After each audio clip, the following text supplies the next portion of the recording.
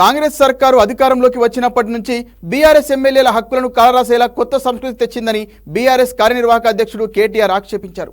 Protocol ఉల్లంఘనలపై assembly speaker Prasad కుమార్కి లేఖ రాశారు. ప్రజలతో ఎన్నుకోబడిన ఎమ్మెల్యేలకి నియోజకవర్గంలో జరిగే ఏ పనికైనా ప్రోటోకాల్ ఉంటుందన్నారు. రేవంత్ ప్రభుత్వం ప్రతిపక్ష ఎమ్మెల్యేల హక్కులను కాలరాసేలా నూతన సంస్కృతి తెచ్చిందని బీఆర్ఎస్ వర్కింగ్ ప్రెసిడెంట్ కేటీఆర్ అన్నారు. ప్రతి సందర్భంలో ప్రోటోకాల్ ఉల్లంఘనకు పాల్పడుతూ రాజ్యాంగ విరుద్ధంగా వ్యవహరించడం కాంగ్రెస్ ప్రభుత్వానికి అలవాటుగా మారిందన్నారు. ప్రజాస్వామ్యంలో ఈ సాంప్రదాయం మంచిది కాదని సూచించారు మాజీ మంత్రి. ప్రజలతో ఎన్నుకోబడిన ఎమ్మెల్యేలకి నియోజకవర్గంలో జరిగే ఏ పనికైనా ప్రోటోకాల్ ఉంటుందన్నారు. కాంగ్రెస్ నాయకులు కావాలని బీఆర్ఎస్ ఎమ్మెల్యేను అవమానించేలా వ్యవహరిస్తున్నారని లేఖలో పేర్కొన్నారు. 3 సార్లు మంత్రి, 5 సార్లు ఎమ్మెల్యే, మహిళా ప్రజాప్రతినిధికి ఇందిరమ్మ రాజ్యంలో గౌరవం లేదా, ప్రజలు గెలిపించిన నాయకులకు విలువ లేదా అని బీఆర్ఎస్ ఎమ్మెల్యే హరీష్ రావు ప్రశ్నించారు. మహేశ్వరం ఎమ్మెల్యే సబితా ఇంద్రారెడ్డిని విస్మరించి కాంగ్రెస్ అభ్యర్థిగా పోటీ చేసి 3వ స్థానానికి పరిమితమైన కిచ్చన్నగారి లక్ష్మారెడ్డికి అధికార యంత్రాంగం సలాం కొట్టడం ఏంటని మండిపడ్డారు.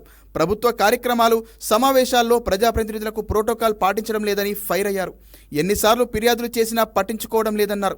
కనీస చర్యలు తీసుకోవడం లేదని హరీష్ రావు ఆక్షేపించారు. బీఆర్ఎస్ ఎమ్మెల్యేల ప్రోటోకాల్ పరిరక్షణ కోసం వెంటనే సీఎస్ సహా జిల్లా కలెక్టర్లకు ఆదేశాలు జారీ చేయాలని గులాబీ నేతలు స్పీకర్కు విజ్ఞప్తి చేశారు.